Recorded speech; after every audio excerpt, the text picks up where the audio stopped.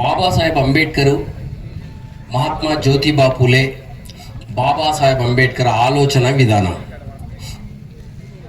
బాబాసాహెబ్ అంబేద్కర్ యొక్క ఆలోచన విధానం ఏంది? జ్యోతిబా పూలే ఆలోచన విధానం ఏంది?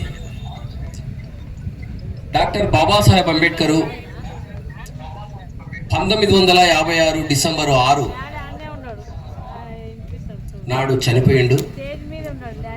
ఆయన చనిపోయే ముందు అనారోగ్యంతో బాధపడుతున్నప్పుడు ఆయనకు అనిపిస్తుంది, ఇంకా నేను చనిపోతానేమో, ఆందోళనకరంగా ఉంది, నా ఆరోగ్యం బాగలేదు అనే ఆందోళన చెందుతుంటాడు. అప్పుడు ఇట్లాగే ఎవరైతే ఉద్యోగస్తులు, ఆయన రిజర్వేషన్ల ద్వారా వచ్చిన ఉద్యోగస్తులు కానీ ఉద్యమకారులను చాలామందిని పిలుచుకుంటాడు. ఆయన పిలుచుకొని ఆయన ఈ మాట చెప్తాడు, నా ఆరోగ్యం బాగలేదు, ఇన్ని రోజులు నా జాతి ప్రజల కొరకు, ఈ దేశంలో ఉన్న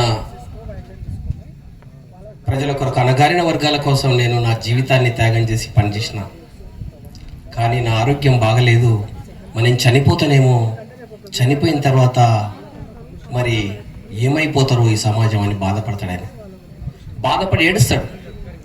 నేను బ్రతికున్నాక మిమ్మల్ని కాపాడుకున్నా, బ్రతికుండి మీకు నేను అండగా ఉన్నా, ఎవరు మీకు దిక్కు, ఎట్లా అని ఆయన బాధపడుతూ ఏడిస్తే అప్పుడు పక్కన కూడా ఏడుస్తారు. అవును సార్, ఎట్లా మరి, మీరు చనిపోయిన తర్వాత మాకు దిక్కెవరు? మాకు మానవ హక్కులను కల్పించిన మీరు, రాజ్యాంగాన్ని ఇచ్చిన మీరు, చనిపోయిన తర్వాత ఎట్లా మాకు మీరు లేకపోతే అని వాళ్ళు కూడా ఏడ్చినప్పుడు డాక్టర్ బాబాసాహెబ్ అంబేద్కర్ ఆ ఏడుపు నుంచి తేరుకొని ఒక మాట అంటాడు, నేను బతికుండి మిమ్మల్ని కాపాడుకున్నా, మీకు అండగా ఉన్నా, కానీ చనిపోయినా కూడా మీరేం బాధపడద్దు, చనిపోయిన రాజ్యాంగం రూపంలో బతికే ఉంటా, మిమ్మల్ని కాపాడుకుంటా అన్నాడు. మిత్రులారా, ఇప్పటి వరకు ఎవరైనా బాబాసాహెబ్ అంబేద్కర్ చనిపోయిన తర్వాత మనం ఇంకా హక్కులను అనుభవిస్తున్నామంటే ఆయన బ్రతికున్నట్లే కదా, ఆయన రాజ్యాంగం రూపంలో ప్రాణంతో ఉన్నట్లే కదా, ఆ రాజ్యాంగం మనల్ని కాపాడుతున్నట్లే కదా. అది తెలిసిపోయింది ఇప్పుడు. అరే, డాక్టర్ బాబాసాహెబ్ అంబేద్కర్ 1950 డిసెంబర్ 6 చనిపోయినప్పుడు ఒక మాట అన్నాడు, నేను రాజ్యాంగం రూపంలో బతికే ఉన్నా, కాపాడుకుంటా అని చెప్పిండు. నిజంగా కాపాడుతున్నాడు కదా. ఇప్పుడు రాజ్యాంగాన్ని చంపేయా, రాజ్యాంగాన్ని చంపేస్తేనే బాబాసాహెబ్ అంబేద్కర్ యొక్క ఆశయం చచ్చిపోతుంది. అసలు బాబాసాహెబ్ అంబేద్కర్ యొక్క ఆశయం ఏంది అది కూడా తెలియాలి. బాబాసాహెబ్ అంబేద్కర్ ఆశయం వర్తిల్లాలి, వర్తిల్లాలి, వర్తిల్లాలి. చనిపోయినప్పటి నుంచి, చనిపోక ముందు నుంచి అంటానే ఉన్నాం, ఏంది ఆశయం? చాలా మీటింగ్లు అంటున్నాం. మనం అడుగుతాం ఒకసారి, ఇట్లే ఆశయం వర్తిల్లాలి, ఆశయం వర్తిల్లాలి అంటుంటే ఏంది బాబు ఆశయం అంటే? అందరంటే నేను అన్నా సార్, నాకేం తెలుసు, ఆశయం అంటే క్లియర్గా తెలియదు. ఆశయం అంటే ఏంది? డాక్టర్ బాబాసాహెబ్ అంబేద్కర్ ఆయన కొడుకు చనిపోయినప్పుడు, చనిపోయిన ఆయన కుమారుణ్ణి సమాధి చేయకుండా రౌండ్ టేబుల్కి వెళ్ళినప్పుడు అక్కడ ఆంగ్లేయులు అడుగుతారు, డాక్టర్ బాబాసాహెబ్ అంబేద్కర్ గారు, మీ కుమారుణ్ణి సమాధి చేయకుండా ఈ సమావేశానికి రావడానికి అంతర్యం ఏమిటి? ఆ యుద్ధం ఏంది? మీరు చేసే యుద్ధం ఏంది? ఇది కన్న కొడుకును సమాధి చేయకుండా వస్తారా మీరు? ఎందుకు వచ్చిండ్రు? అంత ఇంపార్టెన్స్ ఏంది మీ యుద్ధం అని చెప్తే ఆయన చెప్తాడు అప్పుడు, మై బ్యాటిల్, నా యుద్ధం, మై బ్యాటిల్ ఎందుకు చెప్పండి అని వాళ్ళు అడిగినప్పుడు వాళ్ళకి చెప్తాడు ఒకటే మాట, my battle not for the power, నా యుద్ధం అధికారం కోసమే కాదు, my battle not for the wealth, నా యుద్ధం, ఈ యుద్ధం సంపద కోసమే కాదు. ఎందుకు మరి? My battle for the reclamation of human personality, మానవతా విలువలను కోల్పోయిన సమాజానికి మానవతా విలువలు కల్పించడానికే నా దేశంలో యుద్ధం అని చెప్తాడు. ఇట్లా మన లక్ష్యం ఏంది, ఆశయం ఏంది ఆయనది? ఈ దేశంలో మనకు మానవతా విలువలు ఇంకా సమానత్వం కాలేదని మనం యుద్ధం చేస్తున్నాం. ఆయన యుద్ధం అదే. ఏమిట్లో సమానత్వం కావాలి? సామాజిక సమానత్వం లేదు. ఆర్థిక సమానత్వం లేదు. ఇది ఒక్కటే చెప్పి ముగిస్తా. బాబాసాహెబ్ అంబేద్కర్ గారు మరి మానవతా విలువలు తిరిగి రప్పించడానికి నా యుద్ధం అన్నప్పుడు మరి దేనికోసం పోరాటం అంటే విముక్తి కోసం పోరాటం ఆయన చేసేది. విముక్తి అంటే దేని ద్వారా మనం బంధనాలు ఉన్నాయి, ఏ బంధనాలు ఉన్నాయి మనకి, ఏమిట్లా మనం విముక్తి సాధించాలి, ఏ దాంట్లో సమానత్వం సాధించాలి, అది కూడా మనకు తెలియాల్సిన అవసరం ఉంది. డాక్టర్ బాబాసాహెబ్ అంబేద్కర్ అంటాడు, సమానత్వం కొరకే డాక్టర్ బాబాసాహెబ్ అంబేద్కర్ యొక్క పోరాటం.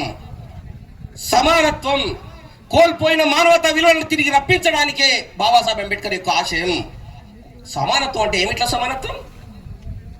సామాజిక సమానత్వం కావాలి. సామాజిక సమానత్వం అంటే ఏంది? సమాజంలో ఉన్న కులాలుగా ఒక కులమోడు పేరు చెప్తే ఆ కులానికి పెద్దపీట, గౌరవం, మర్యాద. ఇంకో కులం పేరు చెప్తే దానికి అసహ్యం, అవమానం, నిరాకరణ. దీంట్లో సమానత్వం ఉందా? సామాజిక సమానత్వం అంటే ఏ కులం పేరు చెప్పినా ఒకే గౌరవం పొందాలి, అది సామాజిక సమానత్వం కావాలని డాక్టర్ బాబాసాహెబ్ అంబేద్కర్ యొక్క ఆలోచన అది. రెండోది ఆర్థిక సమానత్వం, రాజకీయ సమానత్వం. రాజకీయ సమానత్వం. రాజకీయ సమానత్వం అంటే ఏంది? ఈ దేశాన్ని 1, 2, 3 కులాలే పరిపాలిస్తూ పోవడం రాజకీయ సమానత్వమా?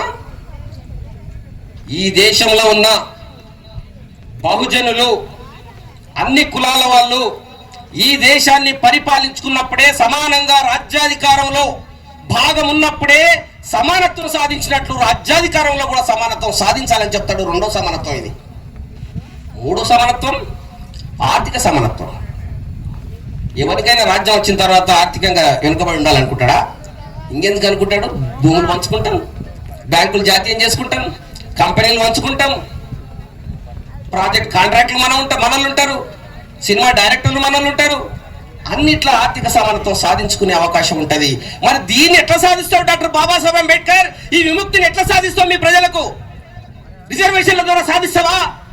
రిజర్వేషన్ల ద్వారానే ఇదంతా సాధ్యమా అంటే ఆయన బాబాసాహెబ్ అంబేద్కర్ ఒక మాట అంటాడు, రిజర్వేషన్లు అనేది కేవలం మొత్తంలో 15% అయితే, ఆ రోజు 8% ఉండే, 8% అయితే ఆయన మాట్లాడినప్పుడు 15% అయితే, 15% అంటే మొత్తంలో 15% అంటే ఈ జనాభాలో కొంతమందికి ఉద్యోగాలు వస్తాయి. ఆ ఉద్యోగాలు వస్తే పాపం ఇన్ని రోజులు ఆకలిగా ఉన్న ప్రాణాలు ఆ ఉద్యోగంలో తీసి పక్క వాళ్ళకి ఎంతమంది అంటే పెడతారు. కుప్పలు ఉండరు ఉద్యోగం రానోళ్ళు. వాళ్ళు పెన్సిల్ కూడా కొనియలేరు అంటాడు బాబాసాహెబ్ అంబేద్కర్. వాళ్ళకి కొనియలేరు.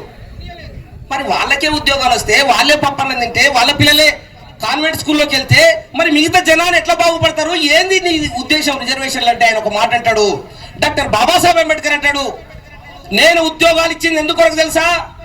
నేను ముందు ఓటు చైతన్యం చేయాలంటే నాకు తెలివైన వాళ్ళు కావాలి, చదువుకున్న వాళ్ళు కావాలి, ఆర్థికంగా నెల జీతం వచ్చేటోళ్ళు కావాలి. వాళ్ళు కొంతమంది ఆర్థికంగా నెల జీతం వస్తే వాళ్ళకి సమయం ఉంటుంది, టైం, ట్రెజరీ, టాలెంట్ ఉంటుంది. వాళ్ళు పోయి నేను ఇచ్చిన ఓటును చైతన్యం చేస్తారు. ఆ ఓటు చైతన్యమైన వాళ్ళు అధికారానికి వస్తారు. అధికారం వచ్చిన వాళ్ళు విముక్తి సాధించుకుంటారు అంటాడు. ఇది బాబాసాహెబ్ అంబేద్కర్ యొక్క ఆలోచన. విముక్తి ఎట్లా సాధ్యం?